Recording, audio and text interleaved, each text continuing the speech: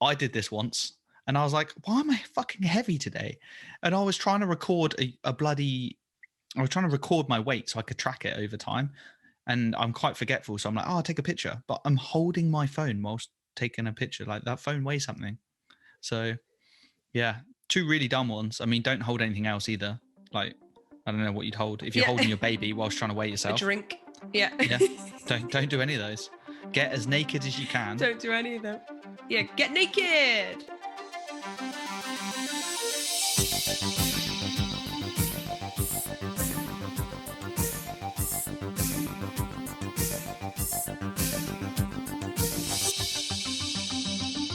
Hey Jake, how are you?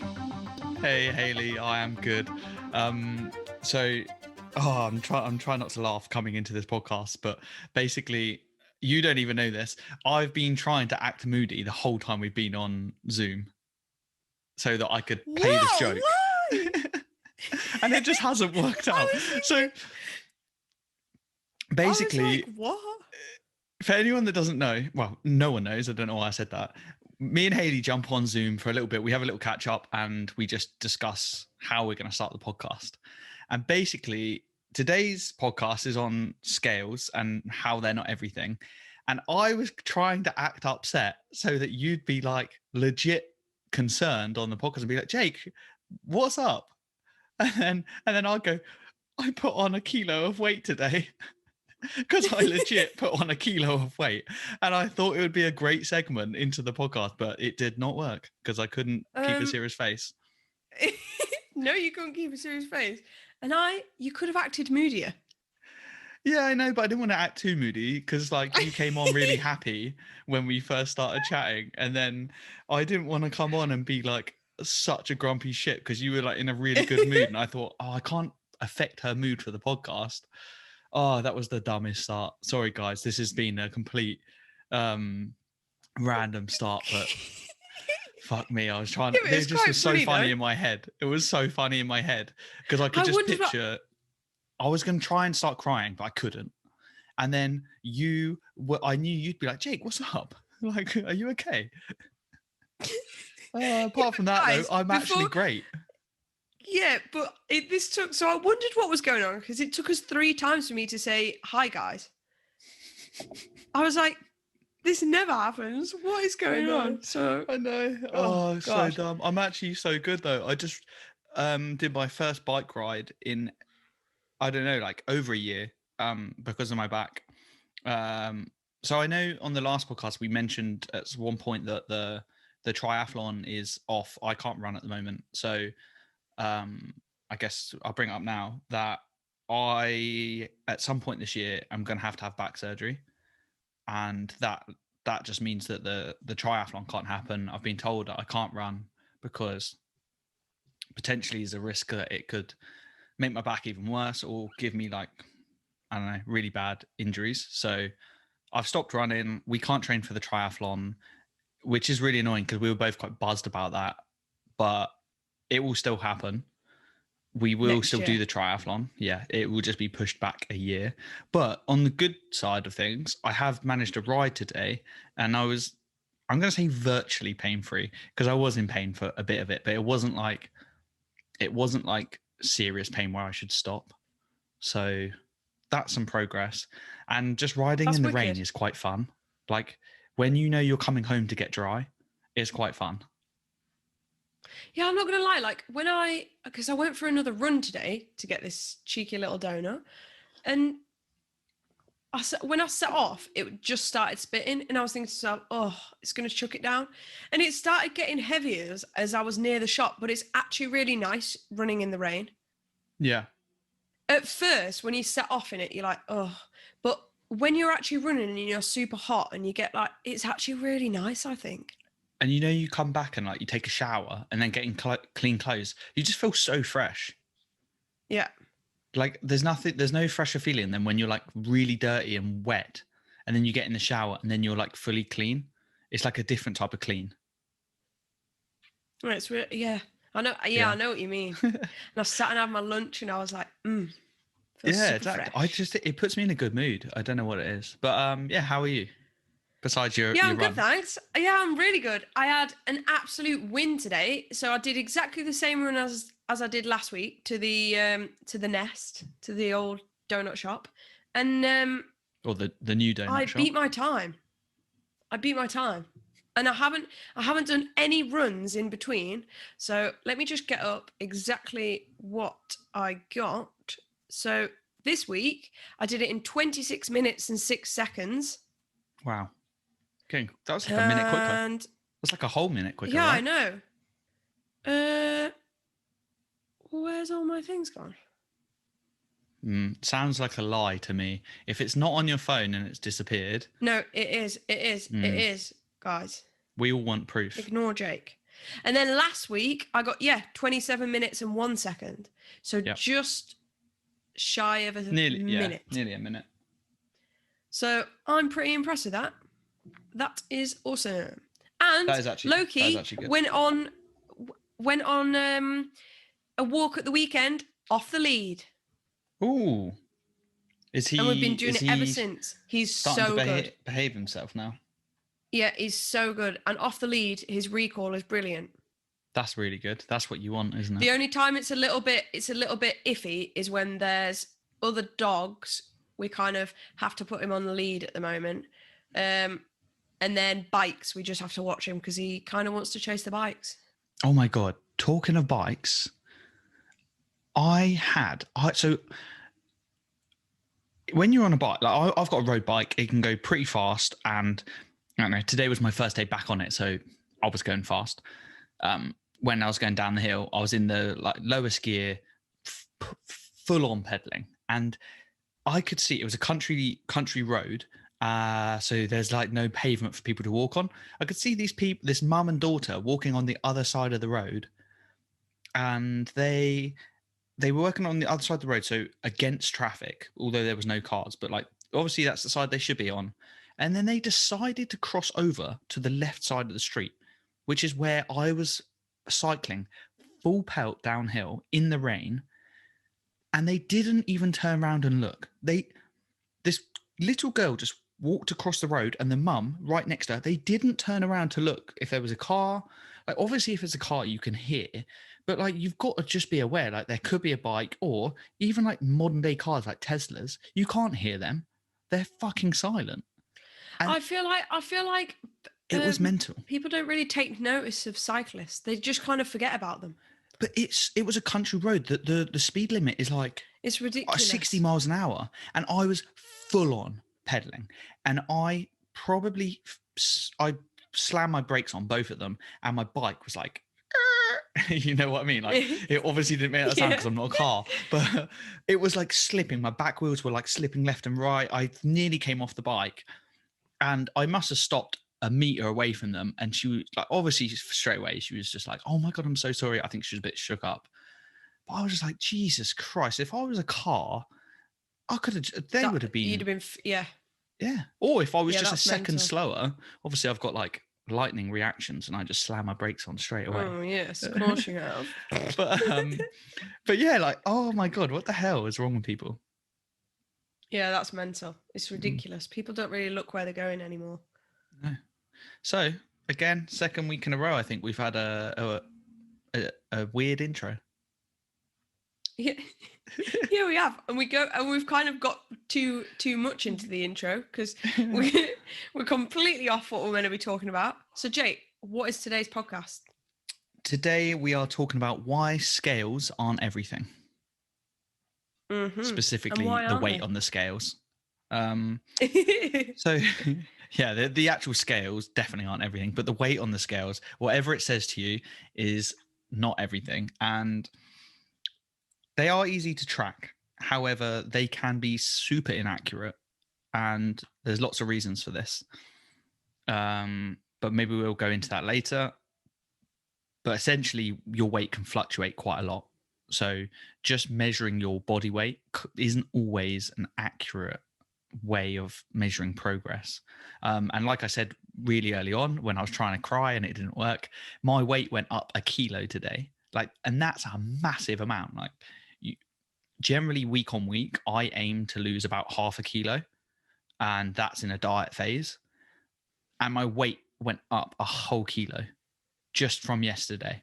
So, or it was virtually a kilo just from yesterday. So, just tracking just body weight isn't a great idea. No, So, it's not. Because should we go through some ways that maybe are more accurate, or at least are better ways of tracking your progress? yes. So, starting with photos. I think photos are a brilliant one because, Maybe the best one. especially, yeah, I think so. Because, especially when you do them, if you, I know some people don't like doing it, but if you do them in just underwear or some little shorts and a sports bra or something, but they are the best way because you can see absolutely everything. And if you do like a front one, a side one, and a back one, you can see so much progress, especially if Yeah. you're doing them like if you do, I have my clients usually do, if they do photos, I have them doing them every like 4 weeks. Okay. Yeah. And you can see That's what I suggest. massive differences in 4 weeks. Because as we were talking about, the scales aren't everything. Like sometimes the scales don't say any change at all, but your body composition has changed dramatically, and you'll Mm-hmm. find that your waist has gone in, your legs have tightened. Maybe a good one I always think is like, especially on, well, not everyone, but on most people, is neck and face. I think you can see massive differences in there. Mm-hmm. Like, so photos are an amazing way Yeah, of keeping progress. I think one of the things that I find frustrating sometimes with clients is, with everyone I'll say, let's do progress photos, and some people just don't want to do it. And now most people are fine, like you explain to them the benefit and the reason why you should do a progress photo, but some people, I've had a couple of clients, and still clients I work with now, uh, that refuse to do them. And it can be a little bit frustrating because the concept of a progress photo can seem scary at the beginning, but trust me, like it pays off such big time, because I've had clients in the past that have lost nearly 20 kilos, but in their own head they don't even think they've made any progress. Yeah, Now if you have a progress photo, it's so easy to see visually you look so different, but in your head you might not think you look any different because the changes are so small and gradual. But when you compare month on month and then 6 months compared to the beginning, you will notice a massive difference. So even someone that's lost weight on the scales, that's like 20 kilos, might not feel internally, they don't feel any different because they might still be overweight. But if you compare a photo, there's no denying you look incredible compared to where you yeah. started.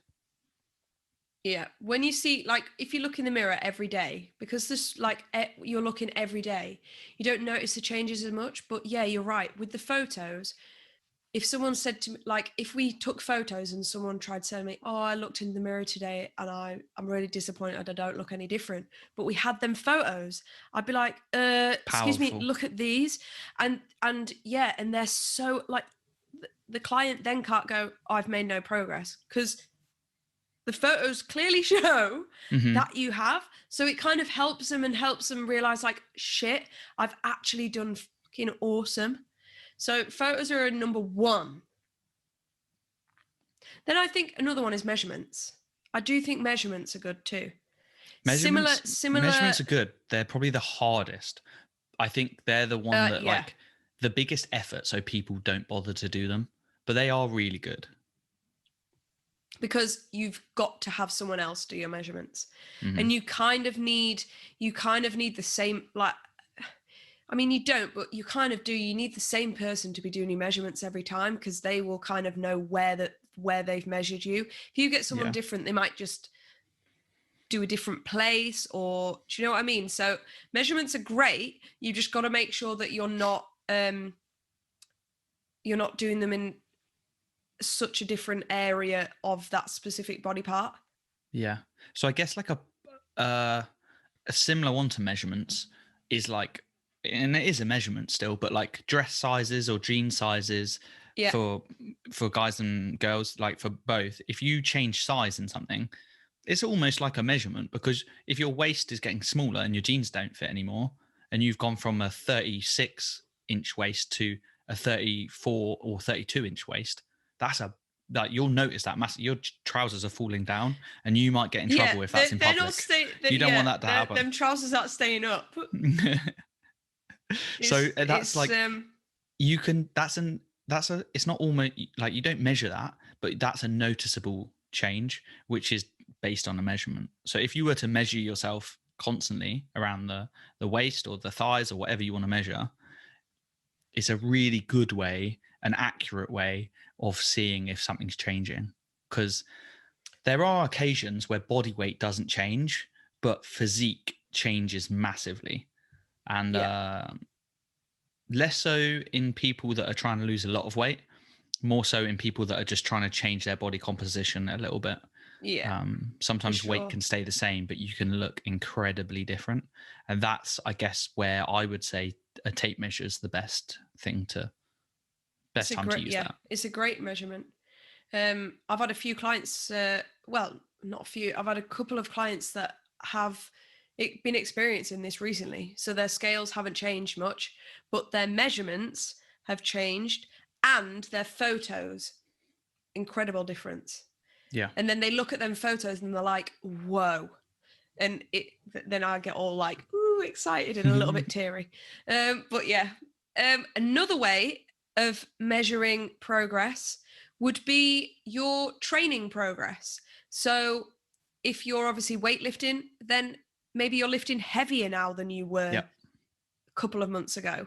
If you're running, maybe you're running faster or running longer and things like that. So it's not just about it's not just about your weight loss or weight gain.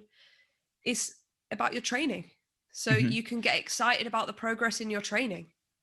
And for me, if you focus all of your effort on your training rather than your weight loss or weight gain or whatever, if you focus on training, you're going to get the results you want at some point, but you do really quickly get immediate results of satisfaction.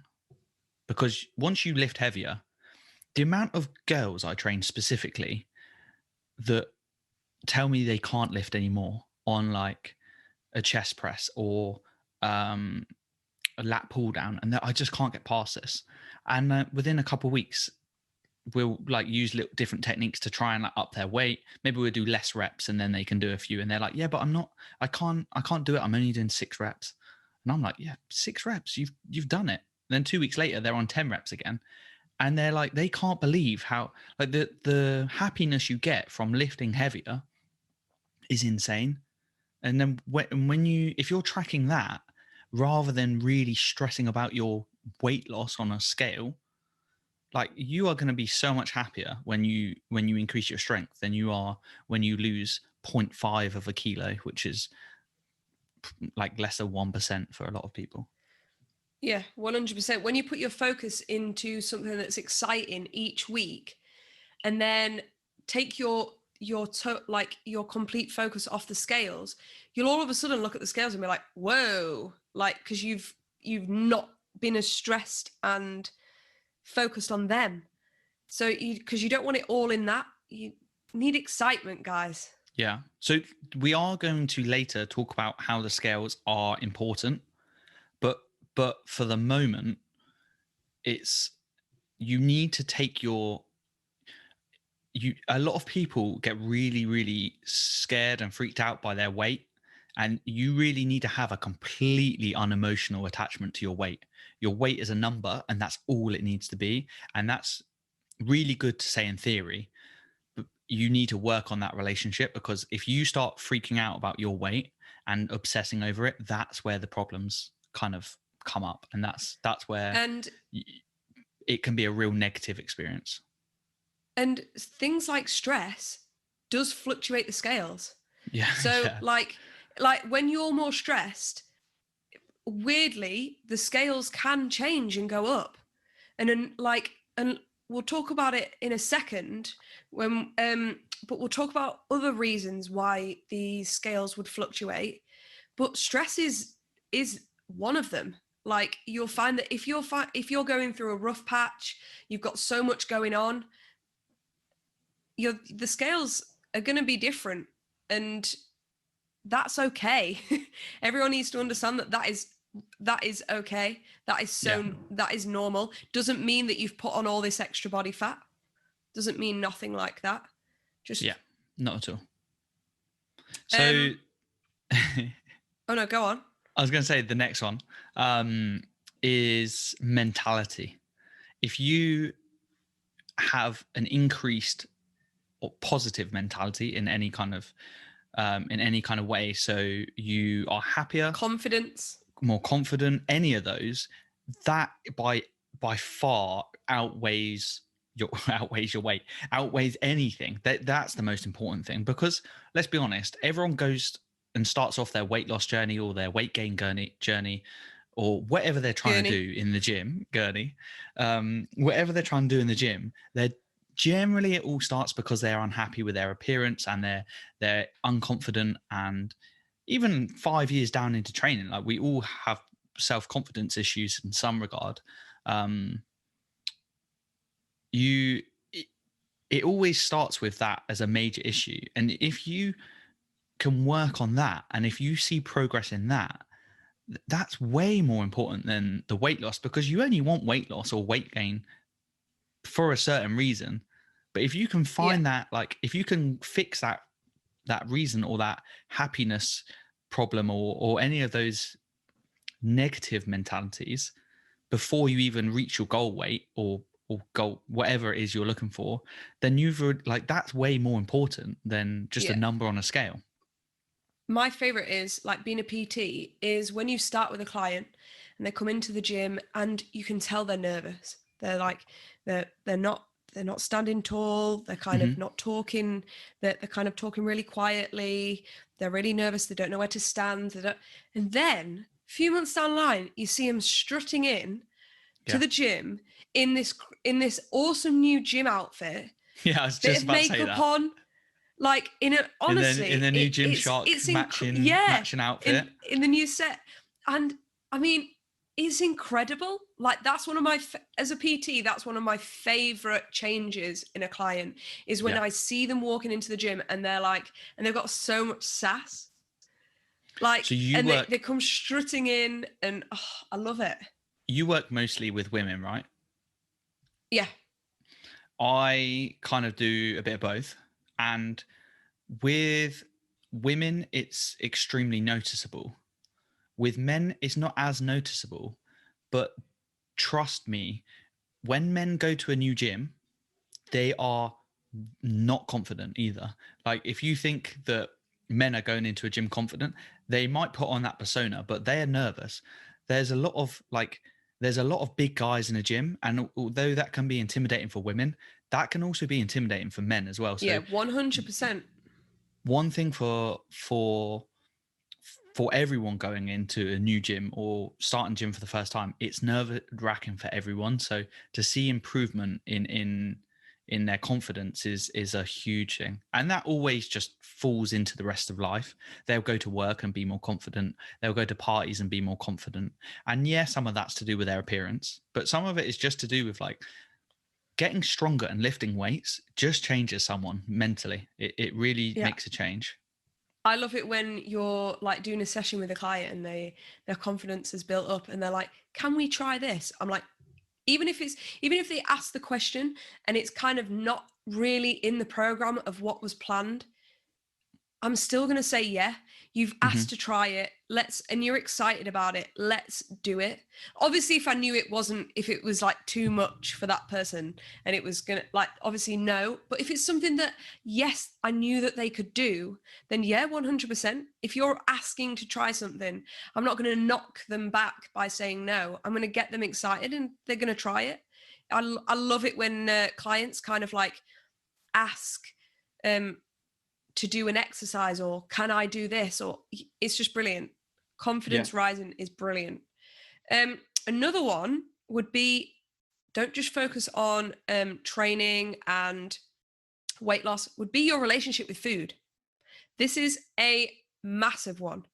I think, like, for me, this has definitely been my biggest win at the moment. My biggest win. Like, I like a better relationship with food where you don't think any foods are bad. You kind of have a balance of healthy eating. You know what to have in your meals, and you can say yes to the donuts. You can say yes to a slice of pizza, to some drinks with friends without feeling guilt. That is a win, guys. That is a massive win. 100%. More important than a lot of the others as well. I know I keep saying that, but I'm like, this is the most important one. But food, relationships, mindset, strength and training progress, and progress photos, all of those are so powerful. I think tape measures are useful, but it's not powerful in terms of the way the others are. Love that word. Powerful. Yeah. Powerful.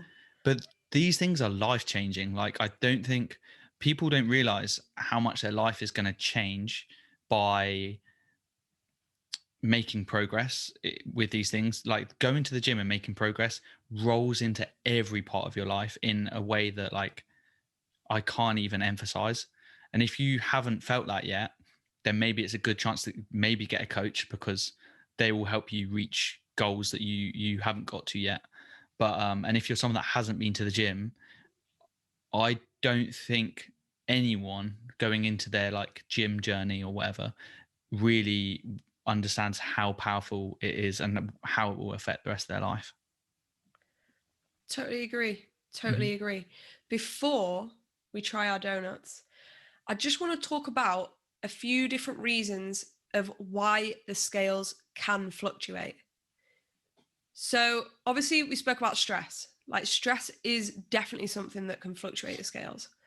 And then something I'm experiencing at the moment is time of the month. So ladies, if you come to the time of the month and the scales go up by, I mean, Christ, they can go up by like 1.52 kilos while you're on your period. And even if you don't change anything that you're eating, so you don't go over calories and stuff, the scales can still go up that much when you're on your period.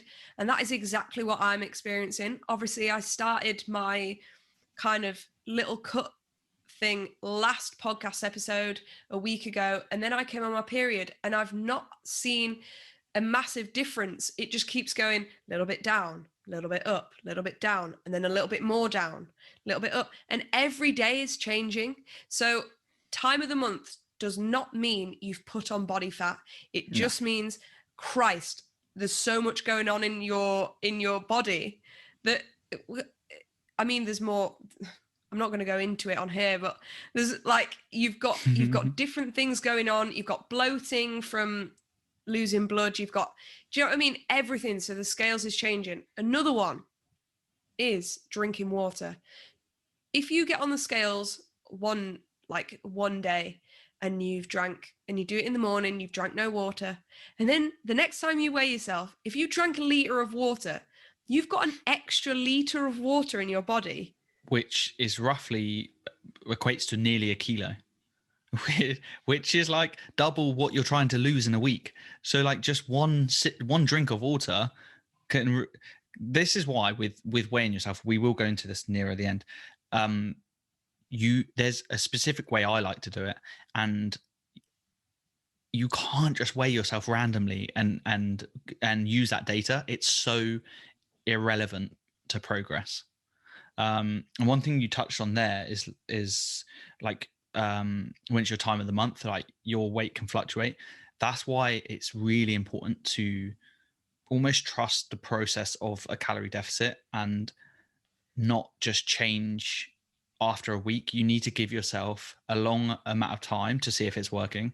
And also, when it comes to making progress, you kind of need to compare how your body reacted last month to this month. Because if it's that same time of the month, if you're in like week 3 of January and week 3 of February, so I couldn't remember the month after January. You forgot your months. You might notice that your weight jumps up at the same time period, like 3 weeks later. And or 4 weeks later, I guess. But that's kind of useful information that you want to use. You don't want to just be like, oh, last week I was this weight and this week I've gone up. That means I'm getting fat and I need to eat less food. Yeah. Like periods make a massive difference. And so does not going to the toilet. This is another one. Yeah. If you need a poo. Yeah, if you haven't had a poo and you weigh yourself, you've got all that poo in you. So it's more on the scales. So make sure that when the ideal time you want to be weighing yourself is on a morning when you've had that morning poop. Yeah.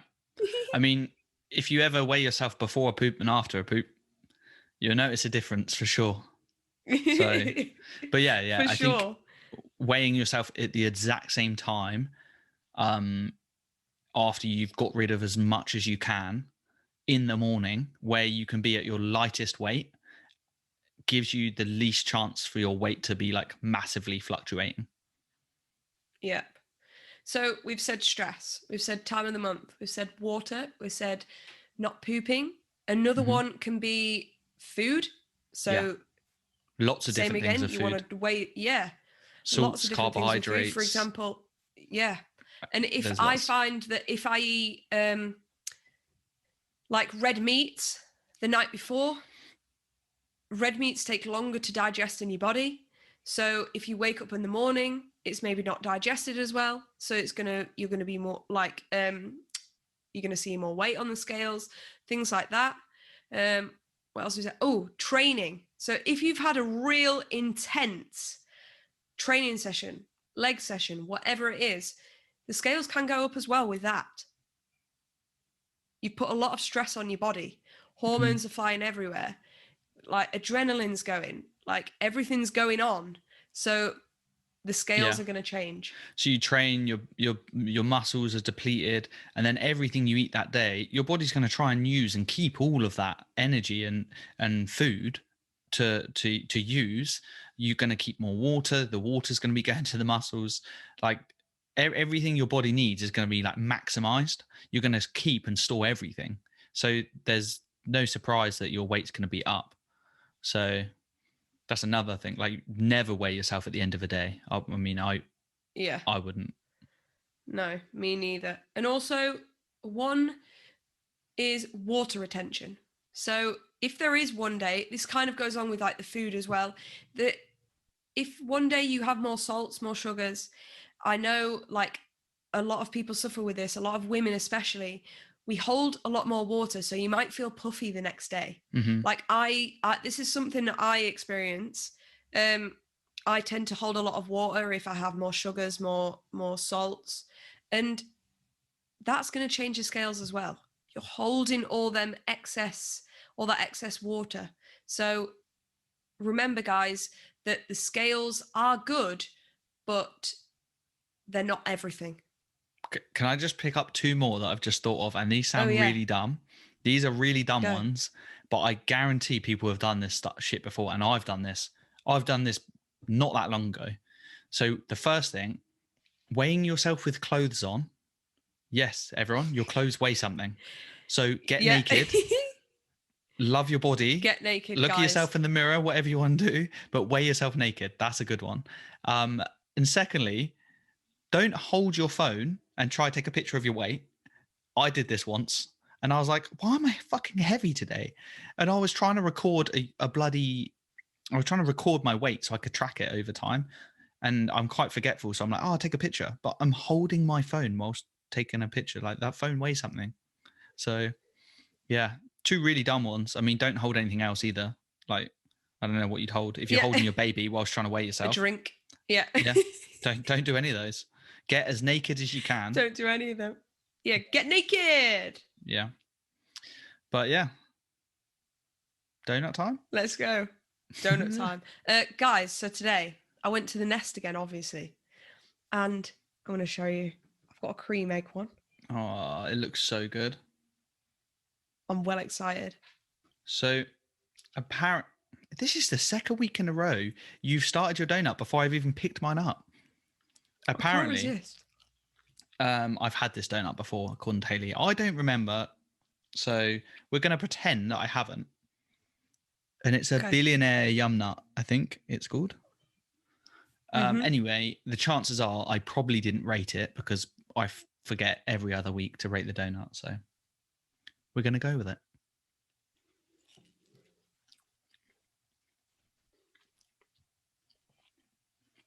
This is so good. 9.5 again. I love the flavour of their donuts.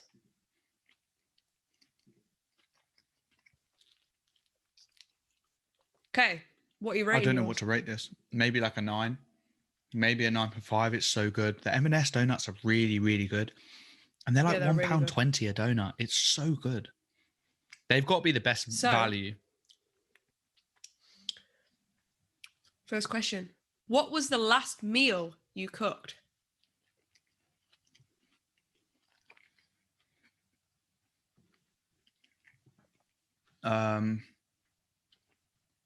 Fuck.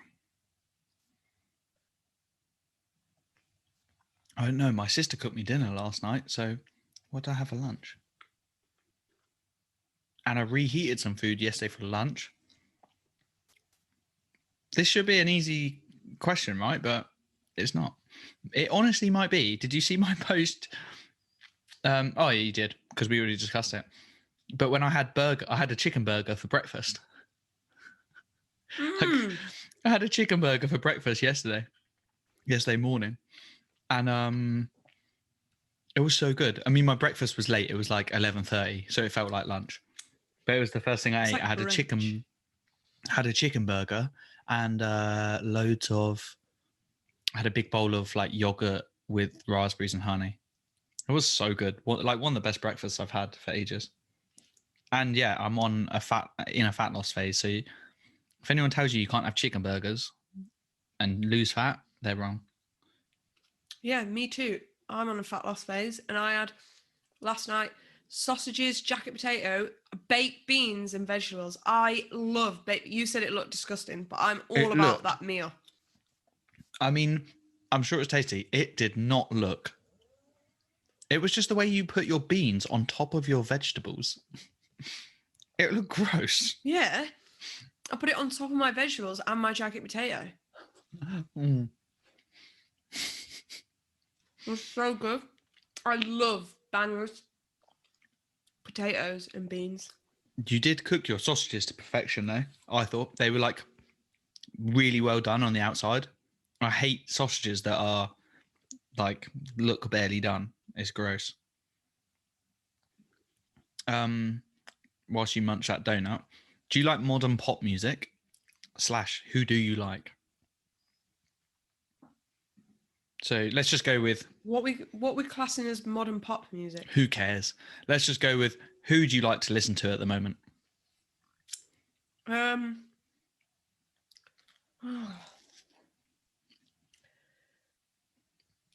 usuals. Chris Stapleton, country singer, amazing country singer. Seen him live. Do you listen to him? No, never listened to him, but I do listen to incredible, a really good country singer. He's that Canadian guy. I can't remember what his name is, but he's so good. That's the only country music I listen to. But and then Rag and Bone Man. How good is Rag and Bone Man's new song? I don't know. Never heard it. Right, now you're gonna go and listen to that after this podcast. You're gonna go listen. Why don't you to just Rag sing and it to us? New song. Absolutely not. You won't get what song it is. I have been listening to, and I think I picked him up off like, maybe off like a TikTok video or something, like but Thundercat. Really groovy, like tune. Groovy.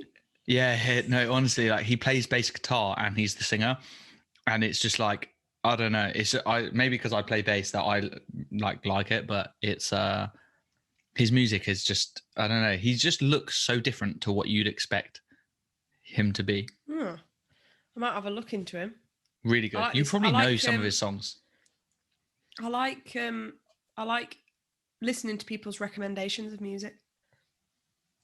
I I don't guarantee like you'll the know one of his typical songs. I don't like the typical. Well, I do some, but I don't like typical music. What people listen to nowadays, I prefer like country or rock music, 80s, things like that. I'm a bit of a. I listen to mainly hip hop or rock music. Bit of a contrast, but like. Yeah. No, but that's good. I do listen to a bit of hip hop, like old. I don't listen to like all the new. I tell you what, I'm not a Mumble massive fan rap. of like new, like yeah, and grime stuff. I'm not really a massive fan of that. That's not really me. Don't know, but it's not really me. Jake, have you got any phobias? This is an interesting one. I feel sick even thinking about mine already. No real phobias, but I've never been a fan of spiders, which I'm starting to. I kind of cured that in my last house because my flatmate hid spiders everywhere, like fake spiders. He hid them everywhere for like 6 months that I lived there, and over a time I just stopped being scared, and now I don't think I'm scared of them. I see them all the time in my new house because we've got loads for some reason. They don't freak me out. I just let them be. I even picked one up the other day. I mean, it was tiny, but I felt brave. And apart from that, I don't like heights and I don't like the dark, but I feel like that's like inbuilt into us. So I'll still do a bungee jump because I like the thrill, but I don't like heights. But I think that's quite normal, right? Yeah, but I'm heights doesn't bother me. Dark, I'm petrified. Like, I know some people don't like that. No, I'm petrified. I can't sleep in the dark. I don't sleep in the dark. I sleep with TV on, lights on. I would hate you. I don't go out in the dark. And another one, I feel sick even thinking about it, and I'm already itching. I don't know what it's called because I can't even type it in or anything in case stuff comes up. But I just Is it the don't small like. holes? Oh no! Stop. Right. End of conversation. Yes, it is that. I can't deal. I cannot Is that it? deal. I cannot. Yeah, I can't deal with it. Off the top of my head, it's called something like trypophobia or something like that. I don't know, but I can't deal. We've got to change question. I don't know if that's like I don't know why, but I feel like a lot of people don't like that, and I don't know because I even look at it and it's horrible. I don't know what it is, but I'm not that freaked out by it. But yeah, I hate it. Ooh, yeah, weird. Hate it. Right, change question. So I know I mentioned a while ago. I have an acupressure mat, and it's like little spikes, and when I get off of that, it like I've got dots everywhere, like little holes in my back. Look at you. Oh, absolutely disgusting. Right, next question. Would you ever use an online dating site? No, because I don't need to. Yeah, it's kind of a dead question, but okay, in theory, what do you think of them? In theory, what do I think? I think they're good. Like when I'm with my friends who uses them, I always go on them and like on the what's the one where I think it's Bumble. Do you swipe on that one and then you swipe on all of them?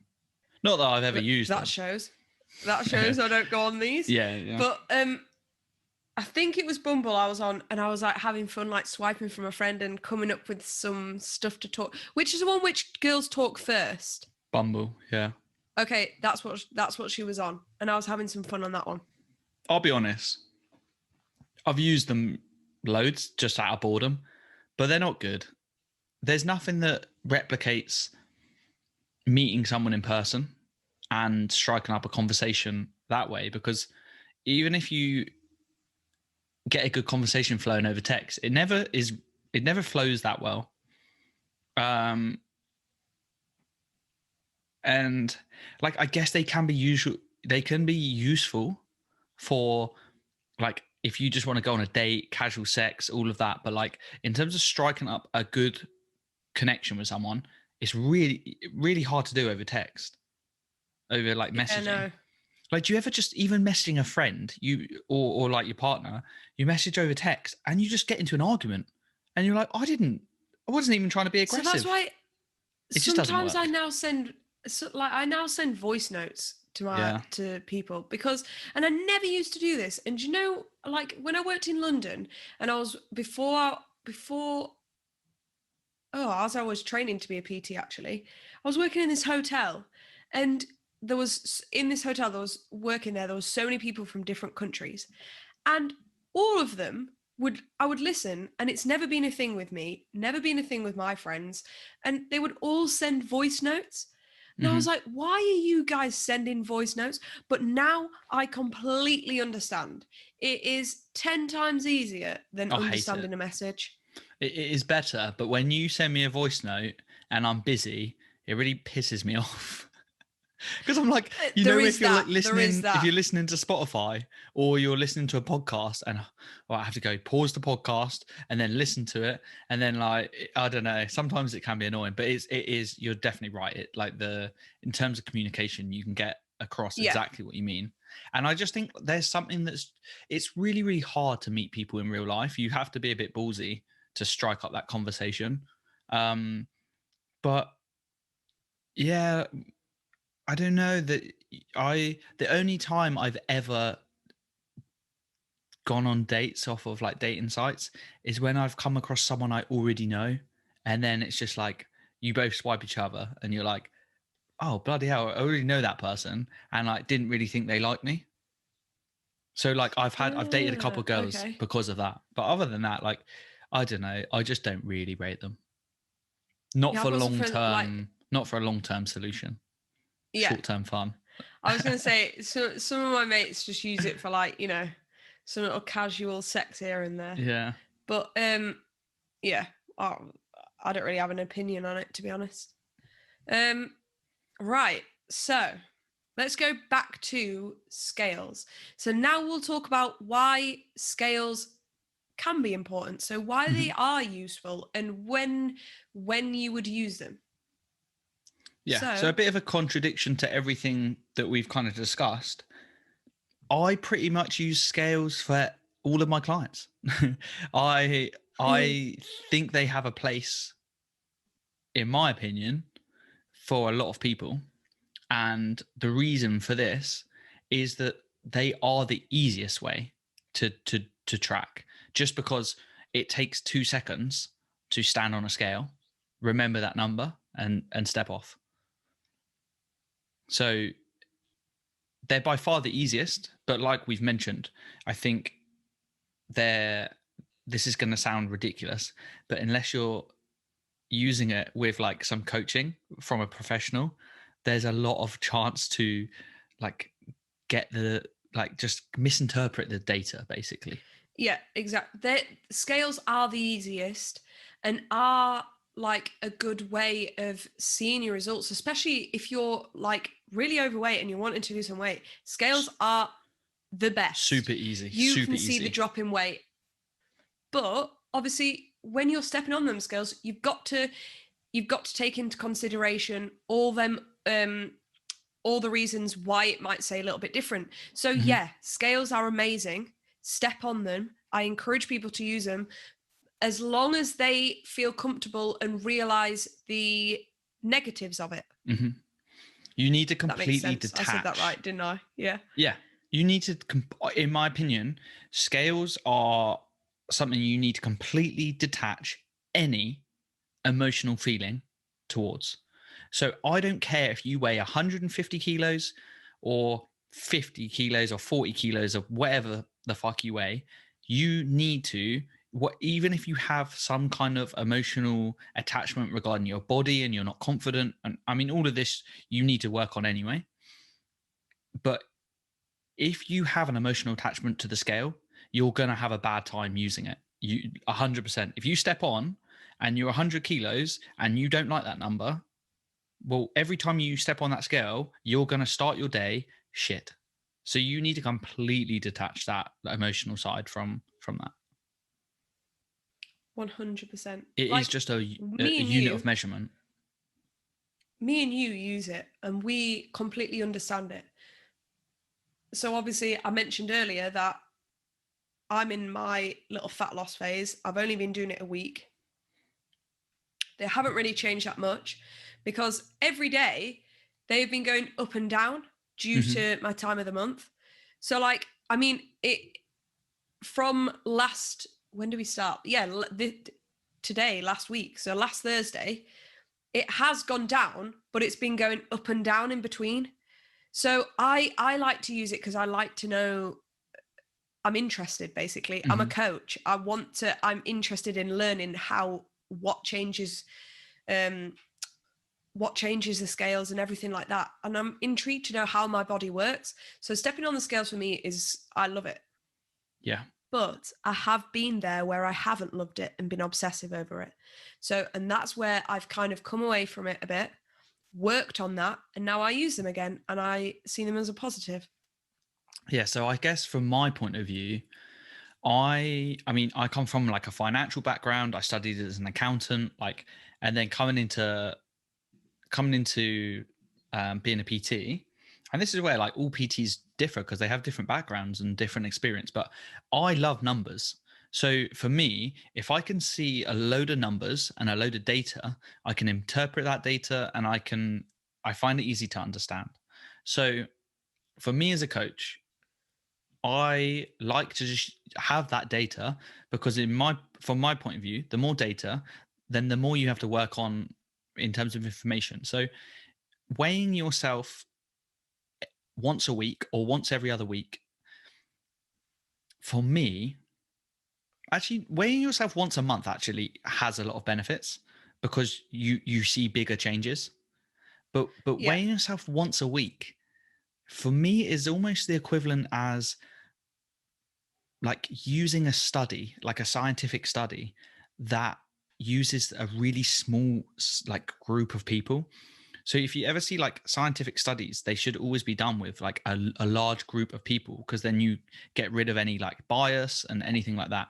And it's kind of the same with weight because like I said earlier, my weight fluctuated today a kilo from yesterday. So if I was to weigh myself this week on the day that I'm at my lowest, just by fluke, let's just say I weighed myself this week and I'm 75 kg. Let's just say that. And then next week, just by fluke, I weigh myself on the heaviest day because the day before, had a load of carbohydrates, a load of salt, or whatever that made me gain a bit of water weight. I might weigh 77, 78. And then within that week, I'm just going to sit there and be like, what? I've gone up 3 kilos. I've done everything my coach said. I had a salad for lunch. I ate those 0-calorie jellies. Like, so I think using that kind of data is not useful at all. So once a week weighing, I just think doesn't really work. So creating a weekly average. I think it's all right if you understand, like, if you do what you just said and kind of like look at it in the bigger picture. Mm-hmm. Like if you were just going week by week, but then if you looked at the bigger picture, then that's great, because it is difficult with some people weighing a lot every week. Like if you were doing it every day, this is where it comes back to what I said. You need to detach your emotional response to the weight, because the more you can weigh yourself and not have any negative effect, the more accurate the data is going to be, and that's really useful. So for me, if I was to weigh myself, so for me personally, I weigh myself every single day and I track all of those numbers. So by doing that, I create a weekly average, and that weekly average is pretty accurate. And then I see week on week, my weekly average goes down pretty consistently at the moment. However, my daily numbers are like up and down like a roller coaster. So using that data is really not useful. But using a big data pool, I find really useful. However, like you said, if you have a client that has a real emotional attachment to the weight, doesn't like getting on, often at the beginning when you're starting to weigh yourself, it's people don't like it, and that's really understandable. So maybe that's where I would probably stay away from the scale for a bit, or not really, maybe use it so they can get used to it, but like not really take the data with much meaning, because it doesn't. In a lot of circumstances, it doesn't have much meaning. Completely agree there. Completely agree. Because like just looking at the bigger picture, looking at everything you're doing is so much better. So all them other ones we talked about at the beginning, like all the other ways of tracking that progress and everything, looking at everything all together is so much better than just focusing on that one weight on the scales. Yeah. Because essentially, what is a number on a scale? Even if you are making progress, a number on a scale doesn't make you happy, and that's probably what everyone wants. They just want to be happy.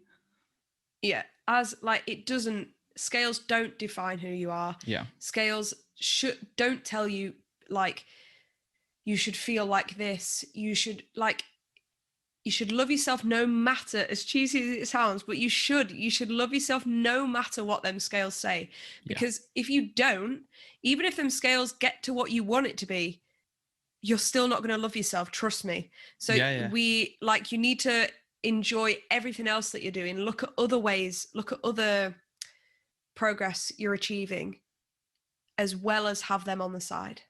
I mean, I think since I've been like an adult, I've weighed in a range of like 66 kilos, as low as 66, up until I've weighed about 86, which is a 20 kilo range. I tell you right now, I've never looked at the scale and seen a number that's made me go, yes, I've done it. Like not once. So completely, like Hayley said, disregard that number. It's useful information, but it is not relevant to your happiness. It's not relevant to your success. And it's not relevant to anything in terms of like who you are. 100% agree. And I think that is a good way to wrap up today's podcast. 100%. Scales are not who you are. I love it. Yeah. So Thanks for listening, guys. And we'll see you next week. Yeah. See you next week for another episode. Guys, if you enjoy this podcast, don't forget to like, subscribe, and follow us on Spotify, Apple, and YouTube. Thank you.